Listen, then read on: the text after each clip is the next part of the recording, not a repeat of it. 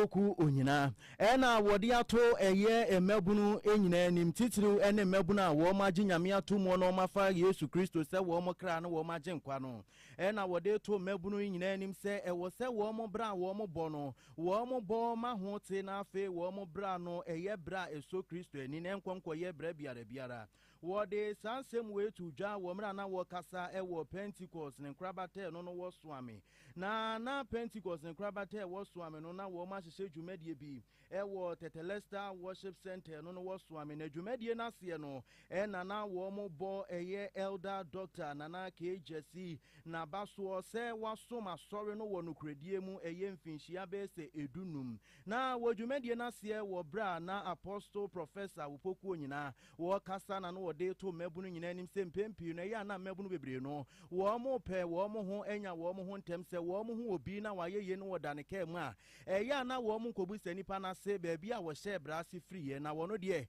futu ode be ma mebunu nyina ne se wo mo nyanto boase na wo mo soma wo mo som wonyame mu no wo mo besom ne yie enemrem no anhwe yi a internet fraud nom ne ene manema bi aba nkrofo pese onye sika ne owuso obi tika bi mu a na ene so fiti ya na ne saka ye wo hu adwumaden anipa ne ye no na obi ana owo twoba ansa na wadidi na ode esuma adwuma osu adwuma no kwari dimu ene de na ba bedu nia wadu ye da nyame ase ewo ne nkwa ho eni ayeti ye eye enkane titinani edema Pentecost asafo no eye apostle professor Upoku onyina na wowie ya pe ena nana nkansa buadu wono nana nkansa buadu ayebiafo wono ne ye odi amono ema womanfo a ewo agrekenzema ena wono so ebo eye elder nana KJC abaso ewo ni Kristo so mapa wasom ewo Pentecost asafo nim How the Yakopo, fine Yakopo, how the camp, I do my way, how the camp, Sika, how we say Yakopo, and a man in the main team. This lesson, Namibia, Gambia, Ubako. Until I take this, or baby, I won't. Eni ayeti ye eye nana nkansa buadu ayebiafo wono na ye wo hene edemo manfo ewo agrekenzema na wowie ya pe ena elder nana KJC wono so eden sem tudwa ekire nani se ne asimi aso afa wo abasobode mapa Pentecost asafo no edi abono was from 2009, Bepim 2015. I just calculated 15 good years. 15 good years and I'm paying 4 years. My yebi, nipa be yebi, wa me yeni na. Sani Messi has some or a Messi has some Church of Pentecost no. And if we are singing no, umoni aje no mpeso mu boma baso kese neshe obi enkunai obi asu tumi yebi. Ejitumu. Na de wan wakura ne se omu envan se omu boma baso no. Na mfanse ma ye adwuma mfie dunum no wo masa renew me wo masa cop to me asa ba executive members ni mu eje say akwesi kono won kwai o gina nkwantia be hu se asore ne dome eni ayeti ye eye elder nana KJC Yato so ewo ensam fufuro emu na wei eye mampanyini abedi etire eye Professor Upoku Jane ena wode ensembi atu eja efa eye annual national forum edema ema achese womo ewo aban ena afi wotu nsan so efre ensemtrofo ahodo na sadwumadie no ekwo so ewo banquet hall ena mampanyini abedi echire mu se hu behia se ema womo besachira efri ne yahodo bi mu na sa ne ye no ene se wo behwe na oba akobaabi na bia yakura wakọ no ebia womo edi dwuma bi ewo honom se beya nko betumi akwakọtena obi fufuro nchen na kyese woni nipa kro no edi nkomo na wasua nioma na kyese wono so akire wo bibi no emom wonye ne sa na emom de wonim no asa ama no onim no ama nchen ya na kyese wo betena ama no ne ne ekwo wo kire se sasuban no emmoa ema ye nsua de fufuro nti wo mo nhwe na wokọ baabi a wontumi ene omanfo bebre no a enhwimbom. It's very important also to network. If only to meet one person you haven't met in a while. So when we come here or when we attend events, let's avoid sitting by the people we know. I know that makes you feel comfortable, so it's okay. But sometimes it's good to go beyond the comfort zone, talk to somebody. Sometimes what we need is just a simple listening ear. Somebody we can go to. Somebody whose experience we can also share or we can learn from. So events like these are very, very important. Oni Pawotin in Kai Aye Mampanyini Abediature Professor Opoku Aduomi. Na ye 12 kasia bone so na ye free mampanyina bedieche na so ye ane ye kwa kopie mu wo Ghana mampanyini aso ye Ghana mampanyini His Excellency John Dramani Mahama wo bra na wo ba bepe wo man na benwa atena so no ene nani so ade hunu ba akopa a wo de to Ghana fo nyina anim se wo ba wo behwe se wo de dwumadie bebe so ase dwumadie no ya to ne din se 24-hour economy no aseche ne se enyuma bekoso wo 24 hours de mu na wabra break bia ememo na efri se wo be fa agbanyan na amanfo hwe ni mu se da ben da na 24-hour economy ebe hyase no na nam so ma wogefo bosome da na to so nsia mra se bedwafo kwotena ase wo 24-hour economy authority bill ne ho wo mkobobo ho a na wo de wo nsa hyase a wo jitu mu na ene Ghana mampanyini His Excellency John Dramani Mahama wo no so de ne nsa ahye 24-hour economy authority bill na say the abeye mra wo memu a enche kura eba be hyase aye adwuma na wo dwumadie na se no na Ghana mampanyini His Excellency John Dramani Mahama wo de tudwa se sa 24-hour economy authority bill ya ji atumu yade se eba beboa yie pa ama Ghana yesika sema konanim enye no nko a se dwumadie se eba beboa ama unemployment a aje ne homena wo kuro ni mu no nyina eto abrase. Cabinet colleagues, have just appended my signature to give assent to the 24-hour authority bill. This is a bill Ghanaians have been working for. It was one of our flagship strategies for economic transformation. It's taking a while, but we needed to go patiently through the process to give legal effect to it. And so from now, we must move from strategy to implementation. The business sector is waiting. Ghanaian investors are waiting. Foreign investors are waiting. They want to see the package of incentives that we afford them so that they can invest more and expand productivity and also create more employment for our young people. And so it's my pleasure to assent to this bill today. Congratulate the team that has been working on it. Our comrade Guzitando and his team, we're very grateful. Thank you very much. Any ayeti Ghana mampanyini His Excellency John Dramani Mahama. Yebasa so san ye chibiom na yakwa kwhwe ensemu a na ekoso ewo sanhyiamudi ekoso ewo nkranpuni mantemu a eno efa first annual national forum a eno eye emma a wo mo wa aban mu na afe ensemtro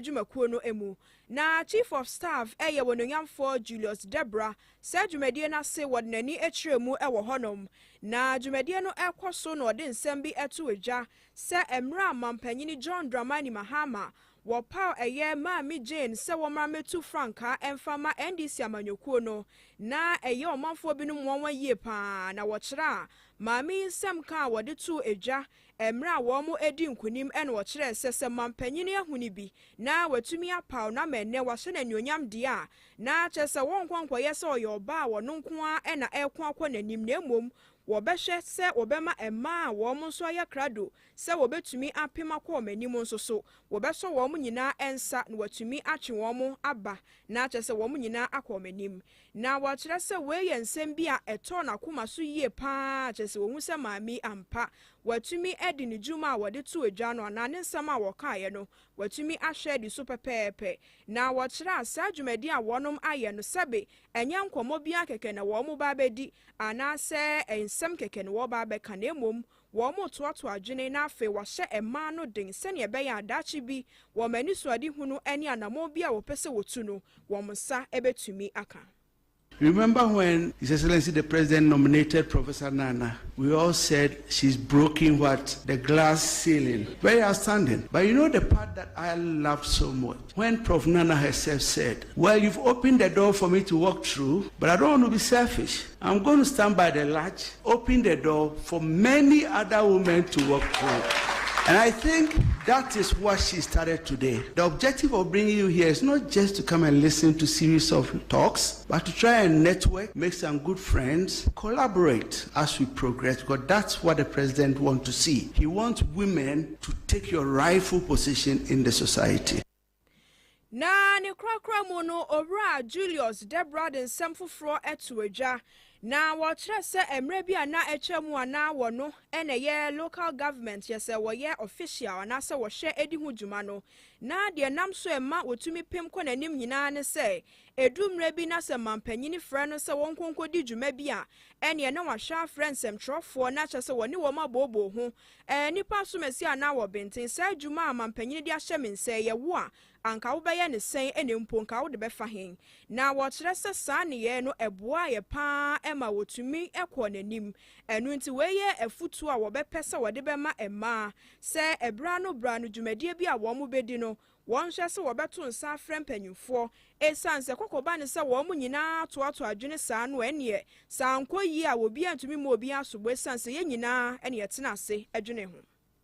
Let me share a little advice with you, especially my colleagues in ministerial, chief executive, parliament, and other positions. When I used to be the minister for local government, there's something I did that actually helped me. And I want to share with you, and you can also practice it, since this meeting is between office holders, political office holders, and media practitioners. Anytime I intend starting any initiative, I try as much as possible to invite people from the media fraternity. And then I'll tell them, colleagues, this is what I've been asked by the president to do. If you were to be in my shoes, how are you going to run it? So play the devil's advocate and tell me what you think will work and what will not work. Even though sometimes you know what you want, you just listen to them, and at the end of whatever they say, you thank them. That way, when you start implementing it, you are guaranteed nobody will criticize you because they were part of it. So I wish you so well. Make sure you put that into practice so that you won't get more criticism, because they contributed to the formation of the idea. Thank you so much and enjoy. Onipa Watson K, Chief of Staff for Julius Deborah.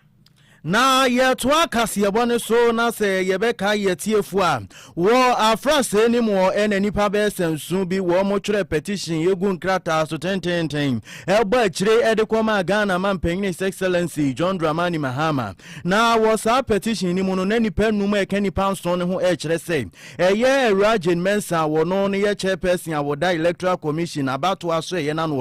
ɛnya deɛ sɛ maame no wɔ ne na bɛdi akyirefo mienu ɔmo ka ne ho no wɔ mo adwuma ɛso ntinke beya na nka Ghana Mampanyini wo hwa wo mase akonya mienu nso a na eka ho no na wo mo nso pa kyerɛ sɛ ɛyɛ special prosecutor Yewura Kisia Jaben na wo mo kasa brantie na nya de sɛ wo bɔ adwuma ntinke beya nka Mampanyin mo no nso nsi fom na sansensem yi wo mra nipa nso ye de petition koda Ghana Mampanyini na wo no nso ɛbɔ akyire ɛde kɔma Chief Justice ɛyɛ Justice Bafo Boni sɛ wo hwehwem na wo mfa mra no ɛhwɛ sɛ wo mo nsɛm a wo mo kanon enyina so bi ewo mu a na eno enenam so ama wo mra Ghana Mampanyini edan sansem nyina de ma Chief Justice no wo no so ede ne hwehwemu aba betu dwa na ne hwehwemu no na enu a eye government communication Yewura Felix Ofosuhemaa wo de betu dwa se wo mra Chief Justice Yewura Paul Bafo Boni wo koye hwehwemu fa sansem ni mu no wo hunu se petitions ahodo maako so anani penu mu kase eye Awuragye Mensa won na be de akyirefo wo madwuma so ani nti no Ghana Mampanyini enyi ne to akonya no na afi mienu ana eka ho ana no so ka se Yewura Kisia Jaben a wo no ye special prosecutor wo no so yenyi ne to akonya na nya de se wo mo nsem a wo mo ka no wo mo wo nyina so bi emu odude ta akire no nti no se Ghana Mampanyini gyina sa petition ne so na wo ka se eye Awuragye Mensa wo yi ne to akonya eno no entwa yi no nti no wo nyai na wo san sensem ni mu no na ye policy advocate a wo sa ye mranim ni Yewura Hamza Suhini wodi aba betu dwa se sansem we no wo no de wonim se ensem a Chief Justice de aba betu dwa no ade sa ha NDC fo bebre sanse na wo mo hwe anim se ye maame eye Jane Mensa ki be ni to akonya ne so eno enya masa na wo che ni nsem no wo se wo pese o manfo ne Ghana fo nyina ehunu ne se sa de ye Chief Justice Yewura Paul Bafo Boni wa ye enya de se wo ye no ewa amanwese mu na emum no ogina mraso eno didi se adwuma no something significant is happening in this country. And you can only be a hypocrite not to admit the change that is taking place in this country. Look, I know, as a matter of fact, that there are so many NDC people out there who are angry with the outcome of the Chief Justice's decision on these two petitions. Because as far back as 2020, calls started coming for the removal of not just Charlotte, what's the name, Jean Mensah, but the Deputy Dr. Bosman Asari. Indeed, Dr. Bosman Asari had cause to indicate publicly that the NDC was a danger to democratic stability in this country as electoral commissioner. Oh no! And even as deputy electoral commissioner, he granted an interview and said that our behavior as a political party threatened democratic stability. A supposed hamper of our electoral process. So many people at the back of that called for his removal. But yesterday, what happened tells you that it is not just about the emotions of political party activists and what we think. It is about the law.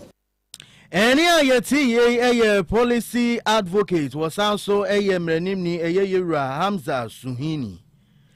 Make I was said no numne fa kasianwa na gusua etienu kaya husisia ewo Facebook ne so a Pent Radio 100.1 FM like share na fa comment enso eto asie yeba sante mantem ha where your man for one ewo achuma behinase a eno eye krobia ewo achuma kwanwoma Watchre mu a wasre aban ne mpanyufo se wo muncha wo mani emehwe wo mu ene sen ene se wonom samso e wo hono mu a eye abodwese River Bridge watchre mu a sabre insu anansem ntam honom etoto no ene samso no asai kura na watchre mu a kire se eye sa samso no eno ena chesenke wotumi edidi akwaniaba wo mu a ekwa adwuma ekwa wonom ekosuku ekwa enu na nam so a eboa wo mo na chese akwani abedie etumi kwaso wano enu nti akwakoba ni se ne ha wo mo yie pa ene obi nko ene obi nso emma ekwakoye san so a wo mo a ekwa adwuma wo mo ekwakosua de na chese wo mo nyina akadam ti we de wo sere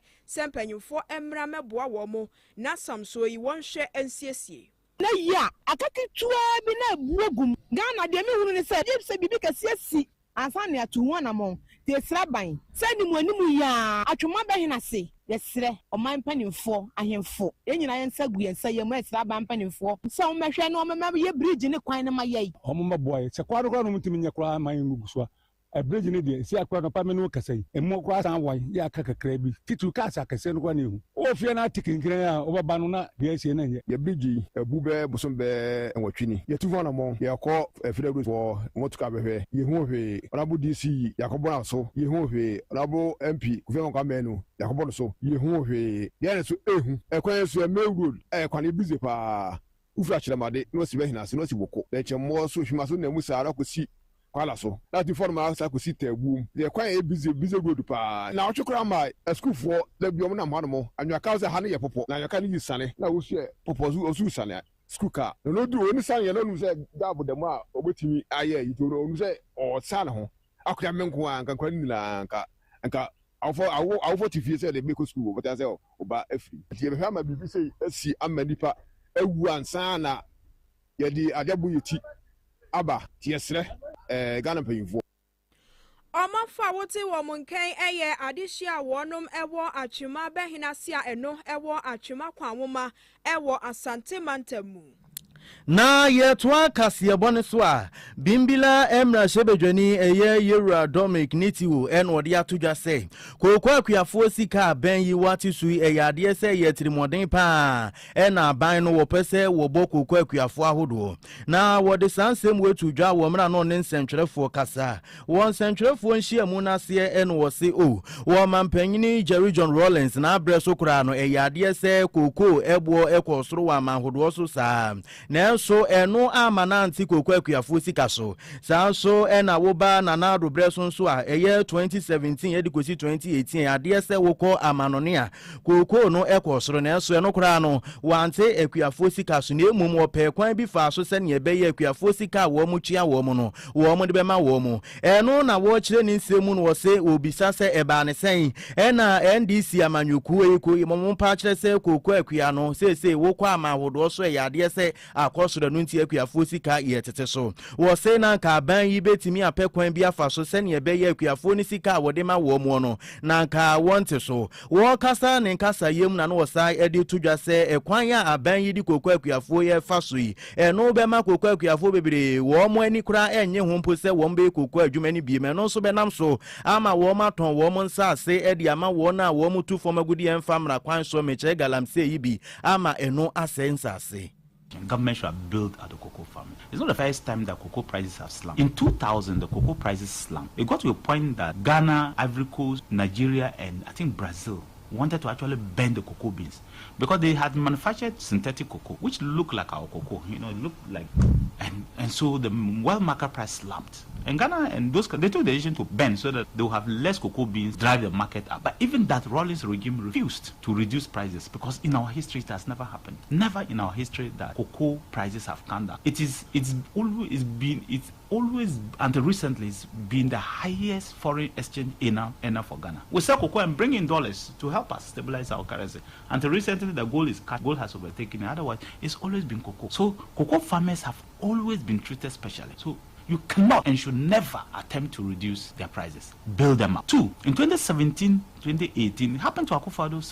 The market slumped to about 30-40% lower. And he did what we call cocoa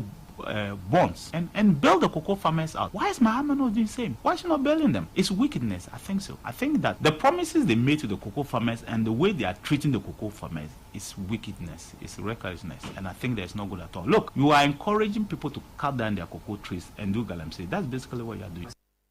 Na wɔwie ya wɔtoa ne nsɛm ne soɔ no wɔ se aban ne dwumadi a wɔde aba yɛfrɛ ne sɛ nkokɔ nketenkete poultry program no ɛyɛ adeɛ sɛ wɔno deɛ wɔhu no sɛ saa nkokɔ nketenkete dwumadi a aban yi de aba wɔhu no sɛ kratahyehyɛ bi ɛbɔn mu na MPP amanyɔkuo no saa ba aban mu bi ma wo deɛ yɛ wɔ kurom ha wɔn bɛyɛ nhwehwɛmu ahwɛ sɛ saa wɔ MDC foɔ dwumadi a wɔn to ne din sɛ akɔ nketenkete no sɛ na emu da hɔ french ma afe ɛnyɛ no nko a wɔyɛ no wɔ se aban yi dwumadi a watu ni din sa akokɔ nketenkete no no de wɔdwen ho a wɔnte ase esan sɛ aban yi wo se wo makuafoɔ nkokɔ nketenkete amoma tete wɔ mu na wate bi da sɛ yɛ makuafoɔ nkokɔ nketenkete ne yɛwi a aduane akokɔ ni bedi wo mfa nka ho enu a wɔn bɛno mo mfa nka ho we no ɛte sɛ ne yɛwudua eniema wɔ pebre mu. Has any farmer told you that he has benefited from those things? Has he changed any farm? Has he told you that you produce people and you do not give them feed? You don't give them, medicine to keep the poultry. Think that this please, it's just like planting trees during the dry season. It's a route for corruption. You will see. You will see that a change of government, this matter will be investigated. You see people will be jailed for it because trust me, it is a way of, it's corruption, nothing else. There are some things that when you start, it's like telling me that you're going to plant trees during the dry season when you know the trees will die. You know that the trees you are going to plant during the dry season in the north will die, but you are planting them. It is the same thing. If you give this to farmers, you know the best will die because you are not giving them farmers. You are not giving the agriculture veterinary extension. The animals will all die. Well, in my country, I haven't seen it. I haven't seen farmers benefiting and a roll out of veterinary services for the farmers to make sure that the birds are alive. Well, are they going to just going to build the housing for the birds, or they will just leave the birds and they'll be walking around? Please, let's be serious. Do you get me right? If you want to support the poultry industry, there's a way of supporting the poultry industry. Eni ayati ye bimbila mrashebejweni yera Dominic Nitiho na ye free sans ensem mu ana ye gina rehusem we so na ye dia sore enanwumre nonum ne fa kase boy so na rehusem a esi ewo Kumase enawie nyina ne se ye se gas tanker ka bia no ne registration number no eye GT 556016 ene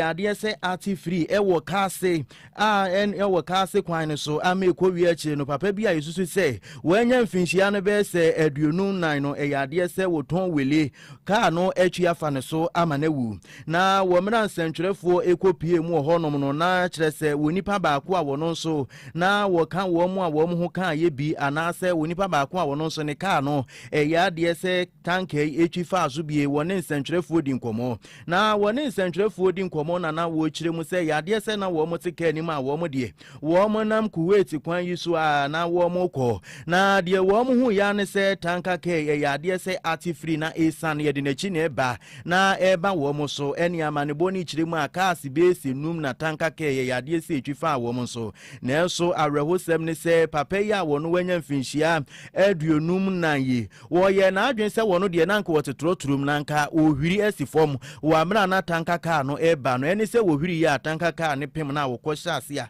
etwifa ne so ama sesi a ye kasa papa yi wato ananom ewonsie do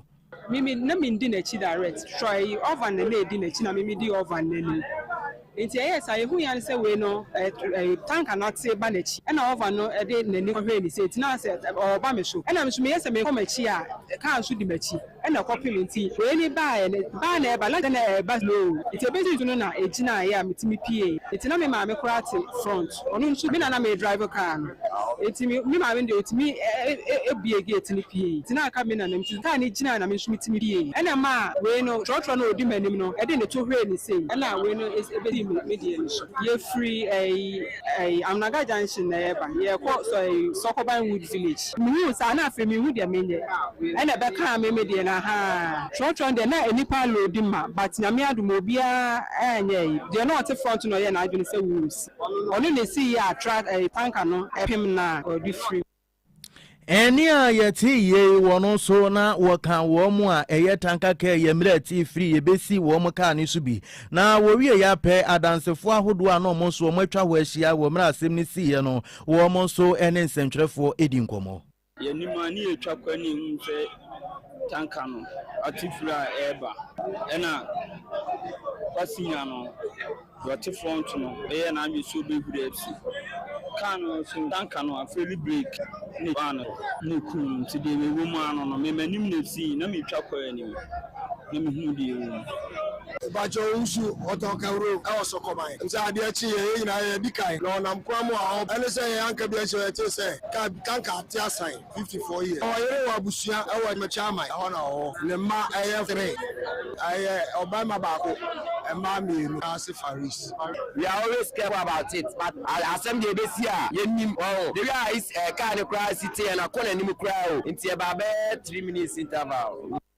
eni a yeti ye ya dansefo ahodo ana wo mo nso wo mo ani tue mu bie wo mra tanka ka yiti free na eno nam so ama wo panyini bi a wanya mfinhia no aduonum nan no wafa mu ahwere ne nkwa etiefo ye kai mu nyina se aha ena brebe makwan ama ye de ne enwumre no num ne fa kase ebo a ye de beso mo e wo pent radio wo ha ne akiri po ba akoso no ye de ni nyina ebesie ye ntie nsem a edi mu akotene ebia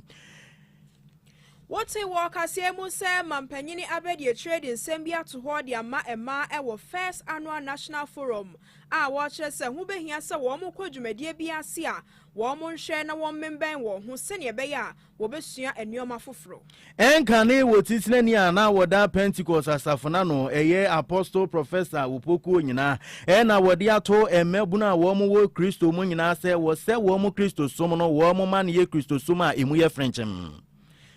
And some way near a foodwa who be brain and na a kahua, and ne and you run no num any far yet the baba somo, yet ya sidabe more henna spices or boame driania yet day. Na fe was what do 3 points, ya war henna spices and or henna non dairy powdered milk. Na a ban of spices no ye 8 flavors are and no aye stew, beef, goat, shrimp, chicken. Noodles, jollof rice, and a fried rice. Na fenso non dairy powdered milk and so be able to me edibi. And more friend and penufoni na able to me aquacopebi ato. A 0207 805 398 and answer 0244 525 908. Sergio Makoya Daruma. And I was ya sene e wasika sam afem. Ye dia seda ma wo henry spices ana ye dia seda so ma kasebo mu aboafo ye semufo na na ma boama sanso na ke Peter Gossen wo mu nyina abo ye chidom efri newsroom na wo motena ase a wo mo so ne kasebo iso